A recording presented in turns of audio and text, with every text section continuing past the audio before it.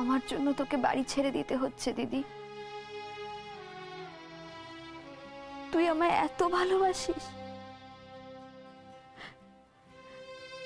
আর দেখ আমি তোর জন্য কিচ্ছু করতে পারছি না। আর অত ইমোশনাল হতে হবে না।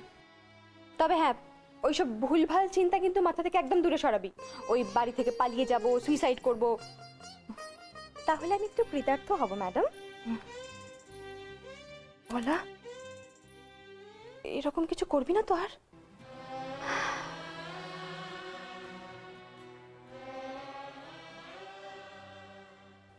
কখনো না।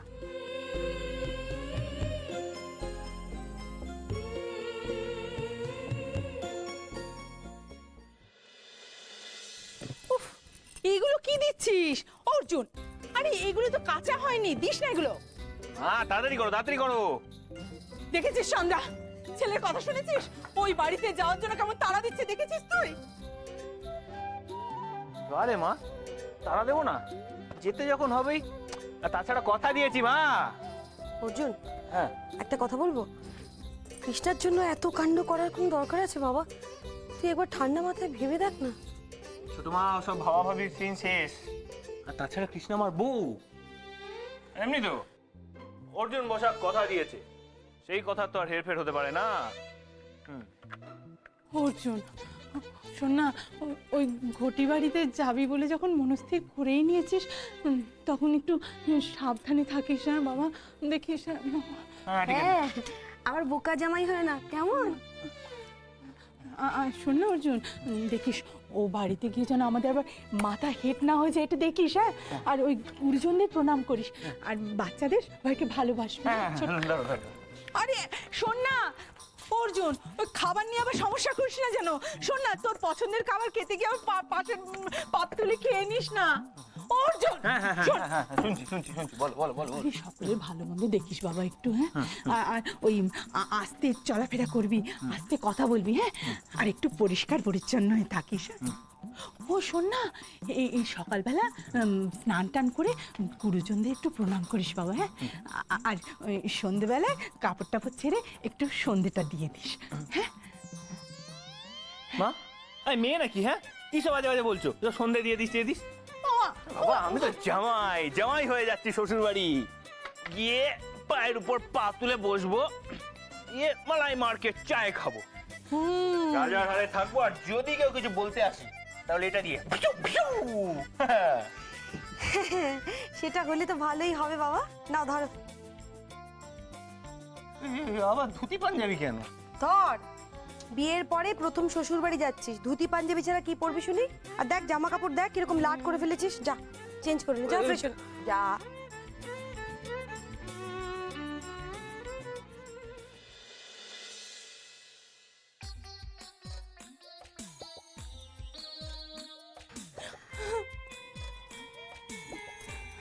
ও দিদি ভাই, কাঁদছো কেন? ছেলে তো তোমার পাশের বাড়ি গেলে গো। পাশের বাড়ি? ওটা তো একটা শত্রুপুরি, রাক্ষসে ঘর। আমার ছেলেটাকে নিয়ে কি করবে কি জানি চন্দ্রা। সব আমার কপাল জানি, সব কপাল। ভেবেছিলাম আমার হীরের টুকরো ছেলের জন্য চাঁদপানা বউ এনে সুখে ঘর সংসার কর। তা না, ছেলে গেল ঘর জামাই হতে, আর বাড়িতে এলো এক রাম ঝগড়ুটে বউ।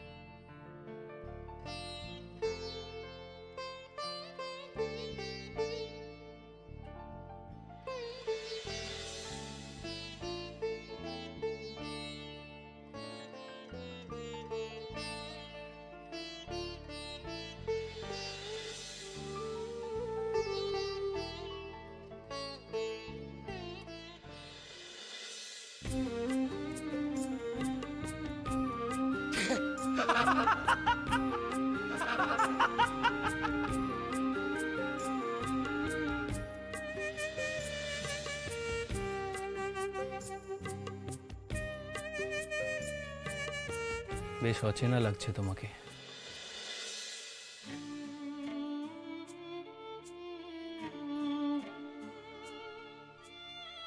এই দেখ, দে দে না।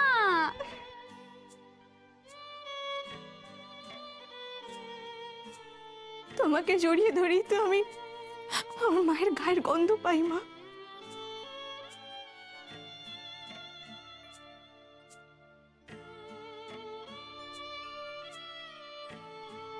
উফ, না বলছিলাম এখন তো বেশ গরম পড়ে গেছে। দাদু, তোমার ঠান্ডা লাগার ধান। বাইরে বেরোতে হলে এগুলো পরে বেরোবে, না হলে বাড়িতেই জগিং করবে।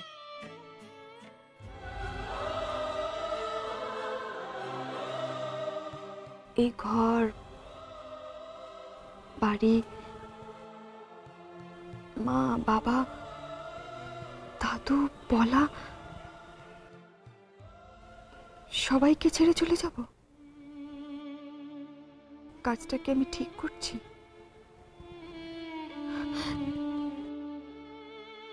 কিন্তু আমি তো ভাবছি কেন? আমি তো আর সত্যি সত্যি শ্বশুর বাড়ি যাচ্ছি না।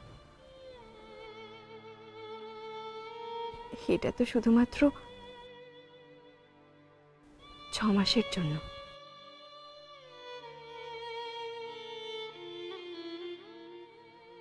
তৈরি হয়ে গেছিস?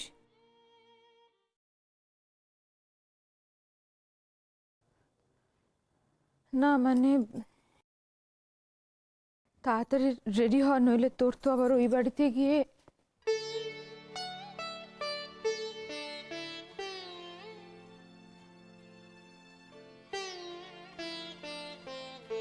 তোকে কি মিষ্টি দেখাচ্ছে রে?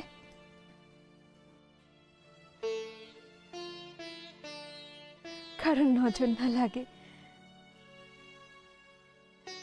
মেয়ের বিয়ে নিয়ে মায়েদের কত স্বপ্ন থাকে জানিস? নতুন জীবন শুরু হবে, মায়েরা তাই নিজে হাতে করে সাজিয়ে মেয়েকে শ্বশুর বাড়ি পাঠায়। তাতে কত আনন্দ, কত টেনশন, কত আশঙ্কা, সবকিছু মিলিয়েই তো তোর থেকে এটা আশা করিনি কৃষ্ণা।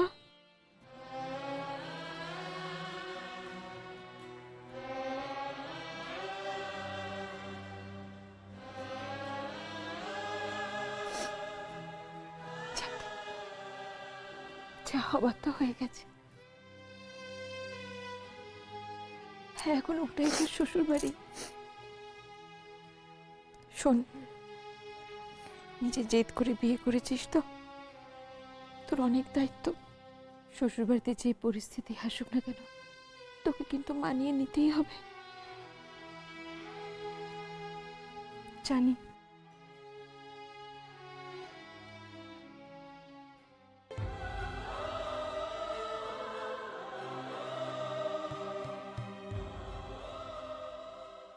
আমায় আশীর্বাদ করো মা,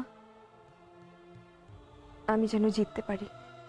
কৃষ্ণা, তুই শ্বশুর বাড়ি যাচ্ছিস, এটা কি কোনো যুদ্ধ যে তুই জিতবি? কৃষ্ণা,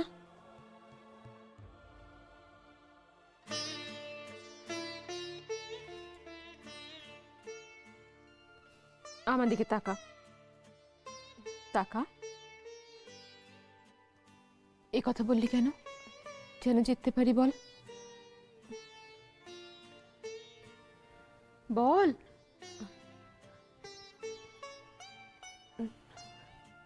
না, আসলে তুমি বললে না শ্বশুর বাড়িতে গিয়ে সবার মন জিততে হবে, তাই বললাম। তাই না, বলো? হ্যাঁ হ্যাঁ, তা তো করতেই হবে, তোকে তো জিততেই হবে মা। আশীর্বাদ করে তুই সফল হ।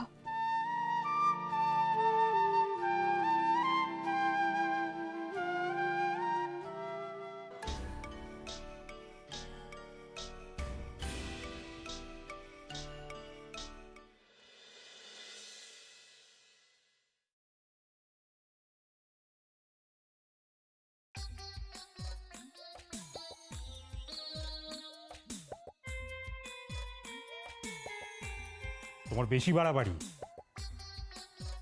দইয়ের ফোঁটা দিচ্ছে, যেন পরীক্ষা দিতে যাচ্ছে। পরীক্ষা দিতে তো যাচ্ছে।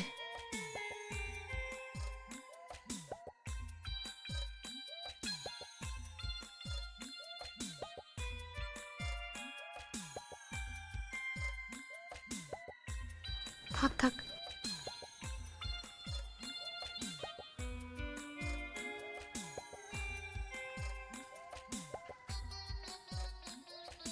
তুই নিশ্চিন্ত থাকলে পারতো, ফেল আমি করব না, কখনো না।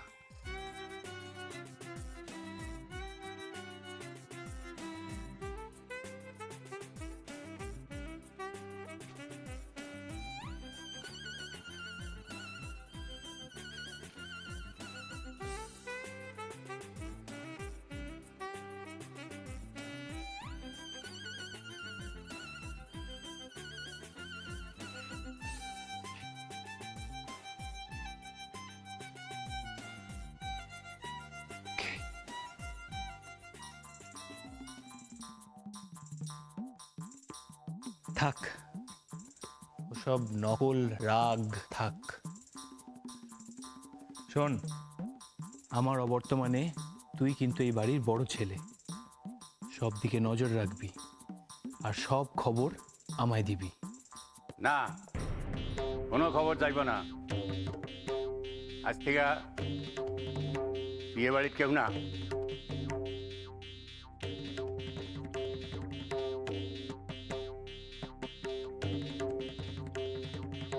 দাদা চল।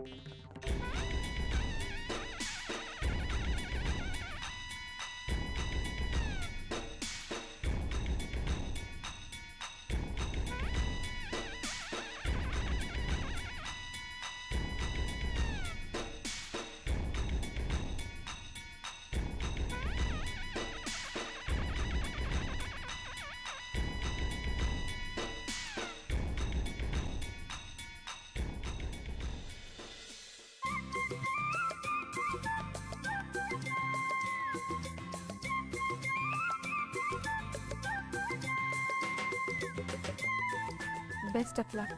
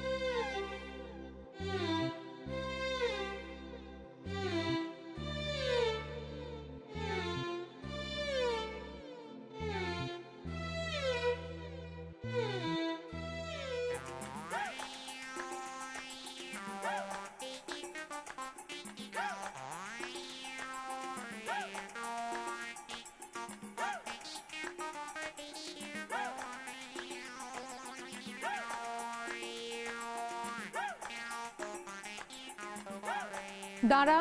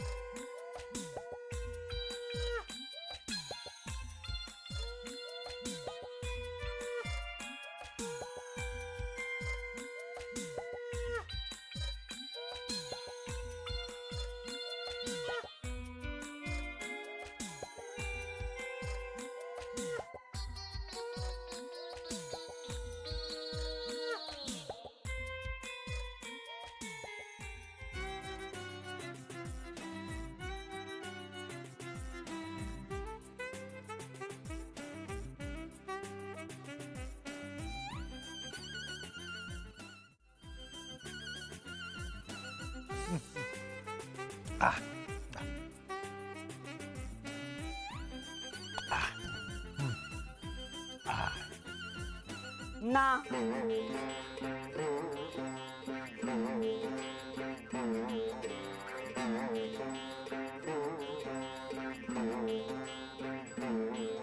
আবার কি হলো?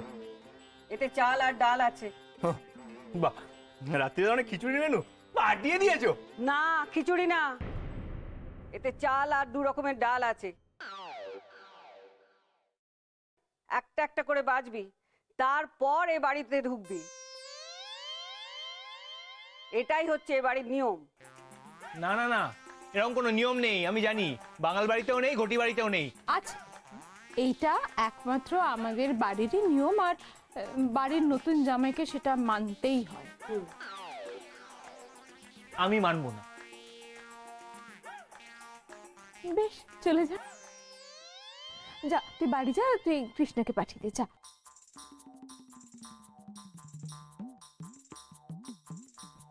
আচ্ছা ঠিক আছে, দাও। ধর। কোথায়? এখানে? আরে না না না না, একদম না, একদম না, বাড়ির ভেতর পা দিবি না। এইখানে বসে বসে বাজবি। বাঁচা হয়ে গেলে তারপর তুই বাড়িতে ঢুকবি, তার আগে নয়। এখানে রাস্তার সামনে? হ্যাঁ, রাস্তার ধারে বসে বসে বাজ। আচ্ছা দাঁড়া। পলা, পলা, এই পলা, যা রান্নাঘর থেকে একটা আসন নিয়ে গিয়ে ওকে পেতে দে, যা।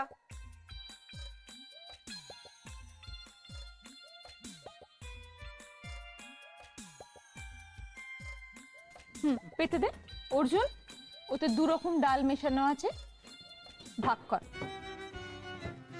ঠিক আছে, আমায় 3টে থালা দিও তাহলে। না, 2টো থালা দিয়ে হয়ে যাবে। একটাতে মুসুর ডাল রাখবো, একটাতে মুগ ডাল রাখবো, আর চালটা এতেই থাকবে। দাঁড়া, কোনো আলাদা বাসন না,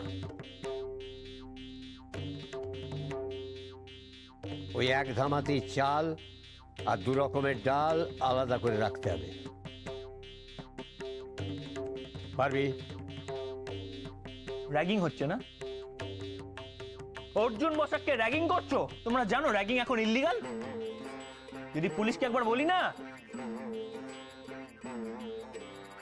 অর্জুন, কি কি বললি?